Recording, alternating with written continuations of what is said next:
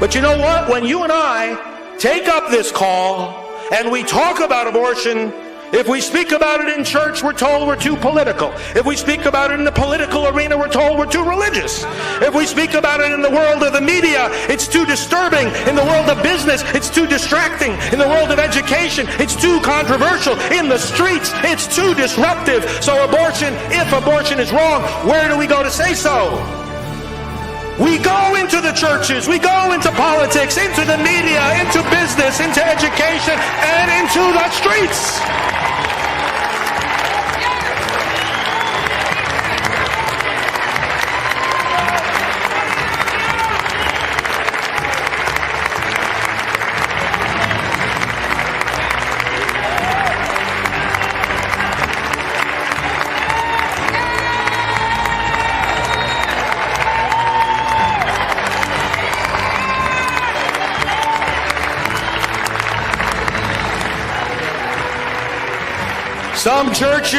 Some churches haven't wanted to get involved in political hassles with the government, so they've been silent on abortion. They didn't want to get involved in hassles from the government. They didn't want to take the fight to the government.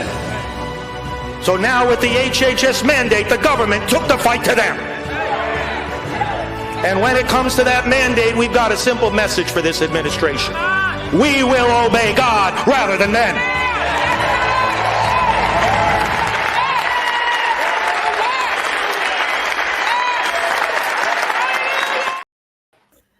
Well, of course, that was a nice memory. And of course, for those that are tuning in, this is the day we are going to announce who are the winners for January. That you hope you'll be there at Constitution Hall. The day of the March for Life. The day of the March for Life, Friday, January 19th.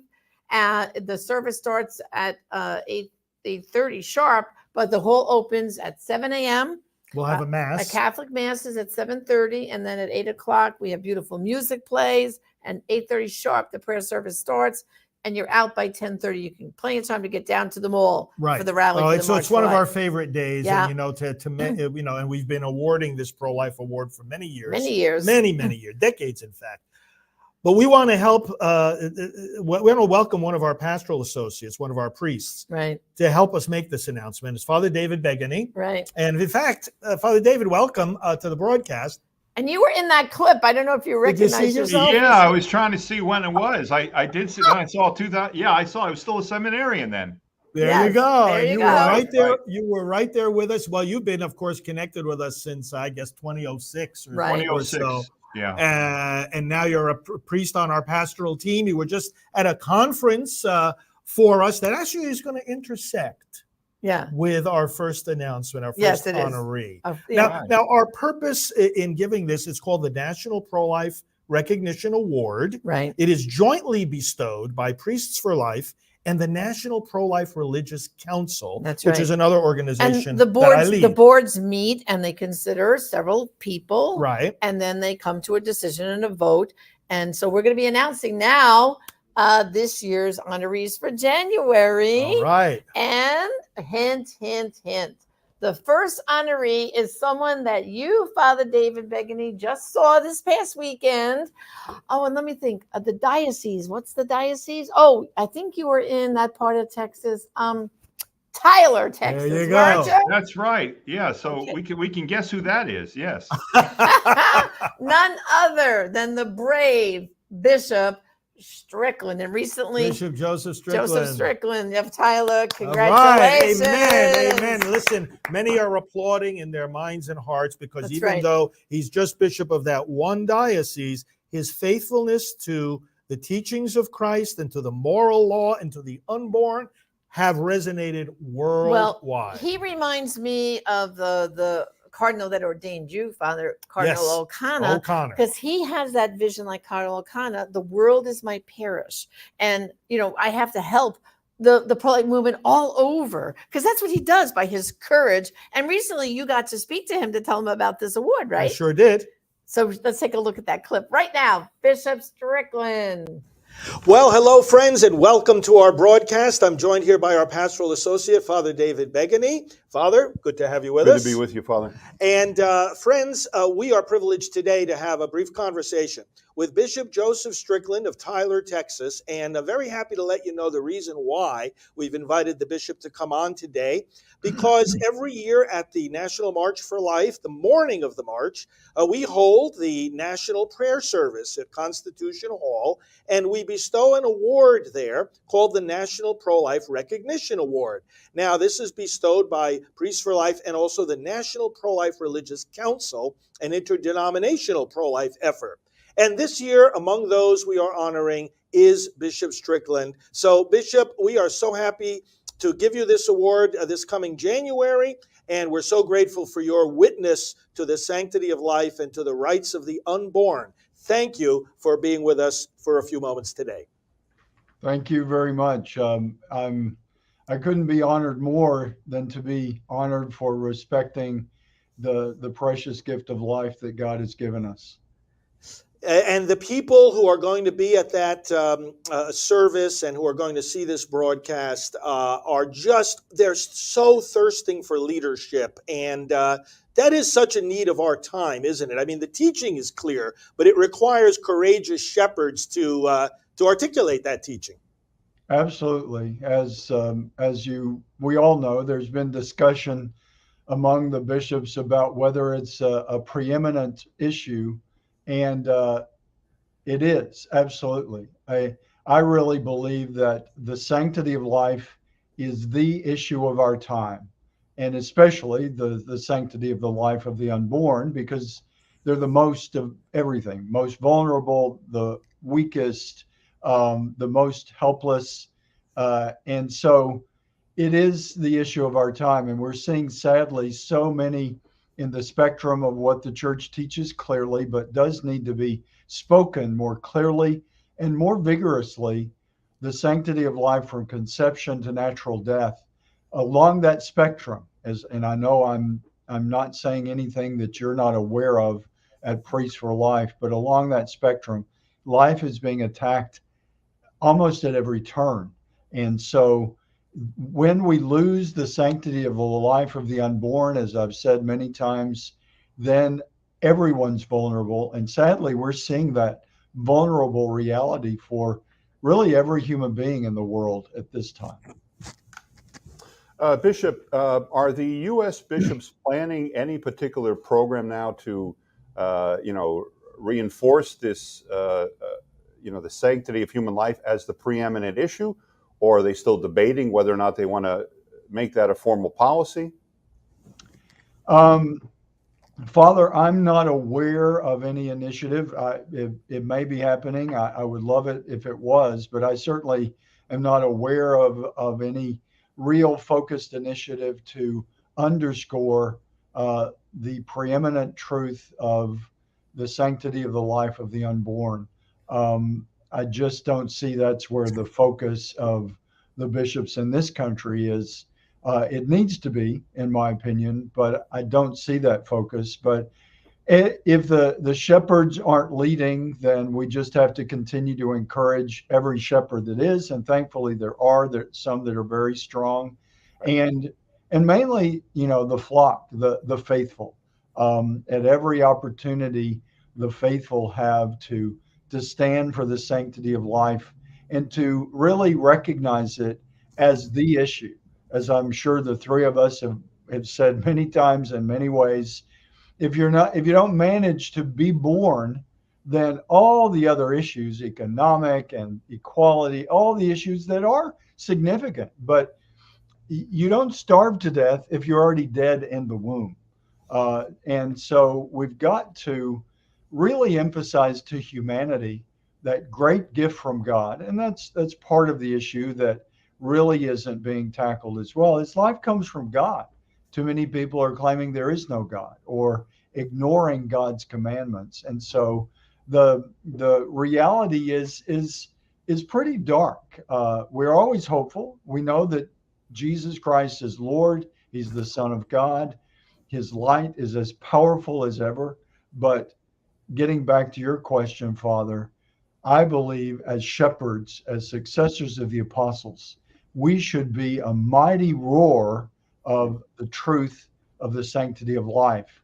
Instead, we're muddled and too quiet and too many contradictory voices, and not strong voices with clarity and charity, as I like to say. Well, no, I was just going to thank you for your witness for the unborn and the other bishops who are, standing with you. And we know there are several others. And certainly, we as the laity, or we in the clergy and the laity, we take encouragement from our leaders. And certainly we encourage all bishops to be more vocal on this. And if they're vocal on this, then it's going to assist them with the other things they're concerned with as well. Yes. Well, Bishop, I've been saying to people lately, as we see all this transgender nonsense also, and we've arrived at a point where people can't even say a man is a man or a woman is a woman. And I've said to people, maybe that's because for 50 years we've been saying a baby's not a baby. It's the same denial of reality, of creation, of God's truth written into the human body itself. And I know you've spoken out about all this transgender. It's a form of tyranny, really, and it leads to a lot of attack on our religious freedom, on our Catholic values, on our students in the schools. What is your word of encouragement to the faithful as we continue on the path of restoring protection to the unborn, of seeing all these attacks really as part of one really demonic plan?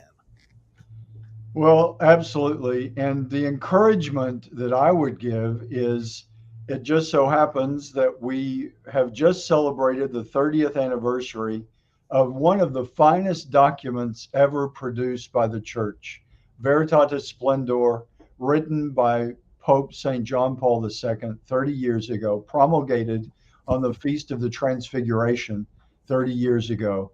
I would encourage all who are looking for hope, looking for clarity, to reread Veritatis Splendor.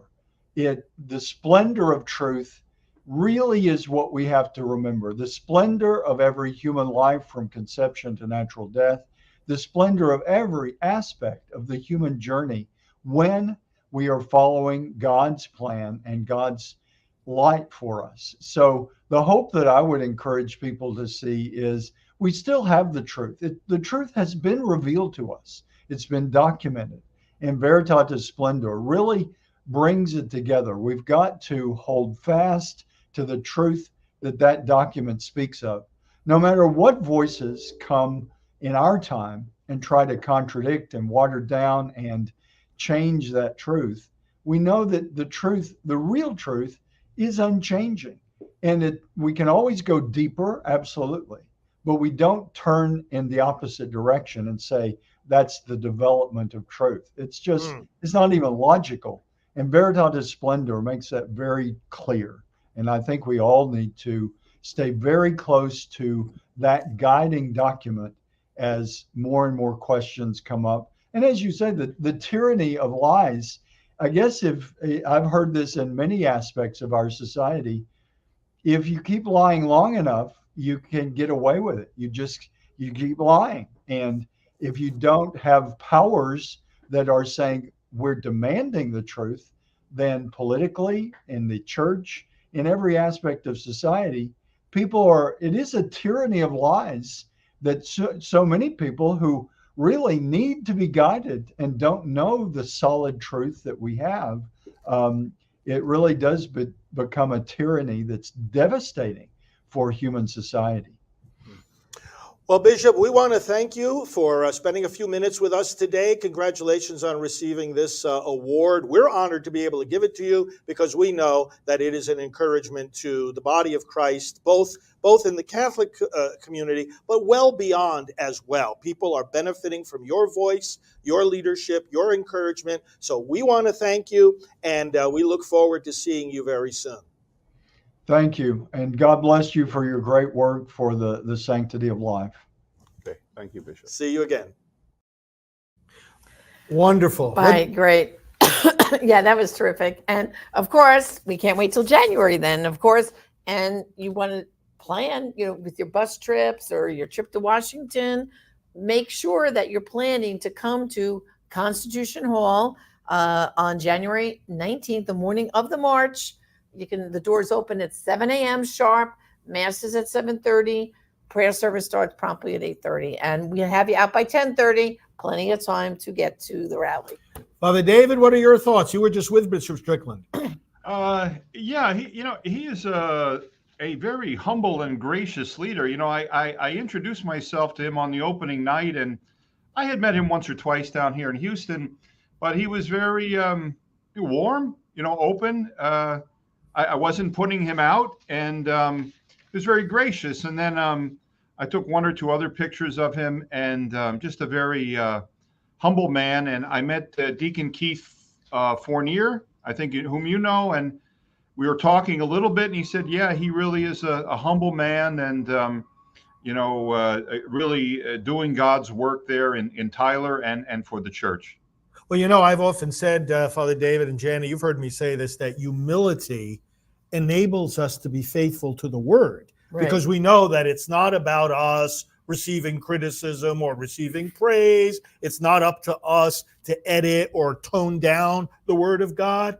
The humble servant is going to be the faithful proclaimer of the whole truth. That's where humility and that kind of boldness go well together. Well, we've got another recipient. We certainly do. And this is a young, dynamic, pro-life leader who had an idea and said, I wonder if I can make this happen. He talked about having a sanctuary city for the unborn. Now picture this. This gentleman too, he comes from Texas, another Texan. Oh, it's Texas time. So the state of Texas, you guys should be very proud. You better be getting those buses amped up to come, right? And Father David, you better get a bus going too from Houston, right? Okay, definitely, sure. Because it's like Texas pride happening now. That's right. And, even though Texas, since the overruling of Roe, has been very favorable in this progress of outlawing abortion, he thought of this even before that and said, why can't we get a county or a town or a small area to say, you know what, we're going to pass an ordinance in our town to say abortion is not allowed here anymore. Yeah. I mean, it was a great idea. He sought legal advice, and he's been doing it all across the country, even in blue states, which I think is miraculous, where they're killing babies till birth. He's getting these sanctuary cities. So, of course, our other recipient, another proud Texan, is Mark Lee Dixon, the founder of Sanctuary Cities for the Unborn. We're very, very happy about this. And you recently you had a chance to chat with him too. Yeah, let's let him share his vision now with all of us. Well, friends, we are so happy in this special broadcast to be joined now by Mark Lee Dixon. He serves as the director of Right to Life of East Texas. We've been together out there in that part of the world, and also has founded the Sanctuary Cities for the Unborn movement. So, Mark, welcome back to our headquarters. Great to be here. And we want to congratulate you, because we're just announcing here on this broadcast that you are one of the recipients of our annual National Pro-Life Recognition Award. So we are very happy to be able to give that to you January of 2024 because of the great work that you've done with the Sanctuary Cities. Well, it's a great honor. So deeply appreciative of that. And, this work, we all have to work together to end abortion in America. And we couldn't do the Sanctuary City for the Unborn initiative without the help of great organizations like Priests for Life. Well, that's one of the great things about I've noticed any successful project in the movement or successful advance for the unborn, it always seems to be something that it does involve the wide pro-life body Absolutely. Of citizens that we have. And this in particular, don't you find it ties into that thirst for people to be able to make a difference at the local level? Washington, D.C. seems very far away, and is in many ways very far away. Powerful, deep, dark state. People say, how can I influence that? But explain to us, for those that especially that are not familiar with it, how Sanctuary Cities as a movement really gives people some local control about Absolutely. Protecting the unborn. So the Sanctuary City for the Unborn initiative, at the root, it starts Amos 5:15. To hate evil, to love good, and to establish justice within the city gates. Within the city, right. Okay. And perhaps the Lord, the God of hosts, be gracious on the remnant of Joseph. Growing up, I always heard in churches that if you want to get something done on abortion, you take care of it in Austin and Washington, D.C. And that's not what Amos 5:15 says. It says to hate evil, love good, and establish justice within the city gate. Yes. Now, obviously, I'm not giving up on doing work in state capitals in the nation's capital. Right. We still need to do work there, just like we need to do work at other places. But the local level is where we've forsaken. And if we take back our cities, we can take back our counties, we can take back our state, and we can take back America. So this is really legislation on the most local level, right? These are, Absolutely. explain what's the nature of these initiatives. Are there ordinances that cover a particular city? Explain that more. So these ordinances cover the incorporated cities, and then the county ordinances cover the unincorporated parts of the county. And they, to varying degrees, address abortion in as much as we can in that area. Here in Texas, what we're doing is abortion trafficking ordinances. Okay. So there's still work to be done even in Texas. Right. Because we're seeing what's happening with the abortion assistance groups paying for abortions across the border. And so we go as far as we can go to truly work at ending abortion in America. The Texas ordinances right now, they're having an impact in places like New Mexico and Colorado. And that's the way it should be. That Texas has got a Texas. We've got to keep on keeping on. You know, Texas is viewed as a leader in pro-life legislation, and I want to make sure we keep being a leader in pro-life legislation. Right. We all have to do our part. So in a state where abortions are generally legal, maybe there's some limit later in pregnancy, what would a sanctuary city be saying? Basically, no abortion in our city? Well, no abortion in our city, but then also going further to say, like Mitchell County recently in Texas, they said in the unincorporated parts, the roads and the runways cannot be used for abortion trafficking. Oh, okay. And if there's an attempt to use those for abortion trafficking, then there's this mechanism where those abortion traffickers can be sued into oblivion. Now, how do the lawyers that help you, because obviously there needs to be a lot of legal input into this, how do they explain how this works in this sense? That people might ask, well, wait a minute, if abortion is legal in our state, how can it not be legal in that particular city? Is it because the local government can go further in protecting the unborn than the state government? Right. Now, in states where it's illegal, like Texas, of course, we have some room to go further on some things. Now, in states where it's legal for abortion, like New Mexico and Colorado, right. Illinois, out of control, right? They have unrestricted. Absolutely, they have legislation that prohibits cities from passing ordinances. Okay, we've got to be careful there. Yeah, and so the ordinances there, where in states where abortion is deemed as legal, we are passing ordinances which I call de facto abortion bans. They accomplish the same purpose, but they are requiring compliance to federal statutes known as the Comstock Act, which was passed in 1873, prohibits the mailing and receiving of abortion-inducing drugs and abortion paraphernalia. And so we know that federal law trumps state laws and state constitutions. Yeah. And so while a state government may say you can't pass ordinances outlawing abortion, how dare the state government try to even say you can't require compliance with federal law? With a federal law, yeah. So in other words, the bottom line is that these sanctuary cities, these ordinances that are crafted and then voted upon, and they're usually voted upon by the city council, right? Correct. Usually, right. Are very, very custom made. I've heard you make this point in the past. It's not one size fits all. It's custom made. You got to take into account what state are you in. Got to take into account other factors. therefore the good legal advice. But then it always involves in some way the participation of the people, right? They have to make their voices heard, maybe to their city council men and women, right? That they don't want an abortion facility opening up in their town, or they don't want various laws being violated in order to kill the unborn. And that's where you've seen a great response, haven't you? It's motivated people. And we don't just go anywhere.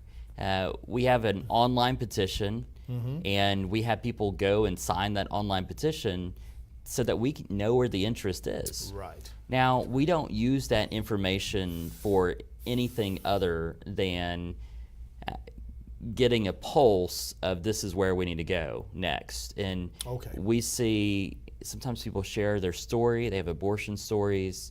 They share us why they want to see this become a reality in their community. And it's very moving. But we encourage those people to show up to those council meetings. Yes. And to share their story. And there's times that just recently in Llano, Texas, a man shared that he played a role in abortion, and it completely traumatized his, he's carried this for his entire life. Yeah. That may have been the first time he publicly shared that story. And, we're seeing more and more men and women here at these council meetings share for the first time with hopes that the Lord would use their story of the horrible decision that they made, and then how they've dealt with it afterwards, to really change the hearts and minds of those leaders, and maybe allow their vote to be in favor of the ordinance because of that testimony. Yeah, that's where the Silent No More movement comes in, overlaps with efforts like you're making. So, friends, I hope this inspires you, give a better idea of the sanctuary cities for the unborn. And you can see, as Mark is explaining this to you, and the fruits of it, why we have chosen him for this Pro-Life Recognition Award. We want to encourage works and movements like this, like a movement within the movement. And we want you to be part of it too. Where can they go to connect with this movement? So, two websites we have. sanctuarycitiesfortheunborn.com is where they can go specifically if they're interested in the Sanctuary City for the Unborn initiative. They can sign the petition and see abortion outlawed in their city. In their city. Now, if they're in a city that maybe it's like an Austin or a San Francisco. Yeah, right. The likelihood of abortion being outlawed in those communities by a local ordinance, it's a stretch, right? Right. So there's another website, markleedixon.com. Okay. And what that is for, it's for, I'll come out and I'll share some stories of courage that I found among council members and mayors throughout the movement, and some words of encouragement to help people rise up and to get in those places of mayor, city council, school board, etc. And so from a very different angle, but it's the same kind of mission. We've got to take back our cities. Got to claim all of them. That's right. Absolutely. That's and they can contact me through that website. We have MarkLeeDixon.com. a lot of different resources there of other things I've been involved in too, like the defamation suit of saying abortion, when I said abortion is murder, and got sued for it. And, we can stand up and have courage.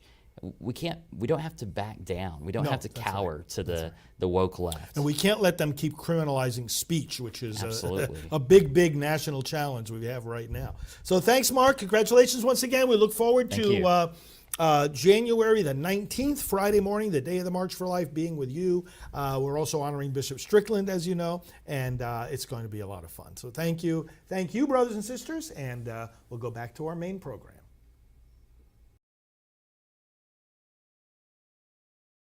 And people know Mark, in the pro-life movement, and of course Bishop Strickland. And so our idea of coming together, we want to fill that Constitution Hall so that they can see with their own eyes the gratitude of the people. That's right. And we always ask our awardees to hang around, have some time for conversation, pictures, and things like that. And I think that's a good challenge, though. If if a sanctuary city was formed in your town or county, maybe you need to have a representative there. Come on out. Come on out and thank Mark in person. Exactly. Or if you want one to happen. Or if you want one to happen there. Yeah, we might have some other special guests that day too at the prayer service. We'll announce more as we plan. As we get closer. But they can go to nationalprayerservice.com. Right. Let us know if your bus is coming. There's no charge, but we do want to kind of get how many buses are coming and how many people. So let us know. And Father, any more comments from you about it? Well, no. It's fascinating to find out about Mark's work, Sanctuary Cities for the Unborn. I hadn't heard about that. I'm going to have to look into that a little bit more. But, certainly if we can have sanctuary cities for men and women who are searching for better opportunities in the United States and come across illegally, we certainly ought to have them for the unborn, and hopefully those who embrace the dignity of men and women searching for better lives will embrace the dignity of the unborn as well, and support them too. Well, thank you, Father David, for joining us. And of course, we'll see you real soon at headquarters when you come down periodically to do more programming and meetings with us. So, and thank you for being part of our pastoral team. Well, thanks for letting me be part of it. And it's good to be involved and of course to work with you and Father and the whole staff. Okay. God bless. God bless you too. All right. So nationalprayerservice.com, like you said, where the engines are rolling now for preparing for that big day and for the March for Life and all the other things we do in conjunction with the March for Life, the Silent No More testimonies at the conclusion of the March. And then this year again, the very next day, I'll be hopping on a plane and going to the West Coast for the Walk for Life. That's right. That's right. So, well, we hope to see you in D.C. Make your plans now and let us know you're going to be there. We'll see you then. Thanks and God bless. God bless you, friend.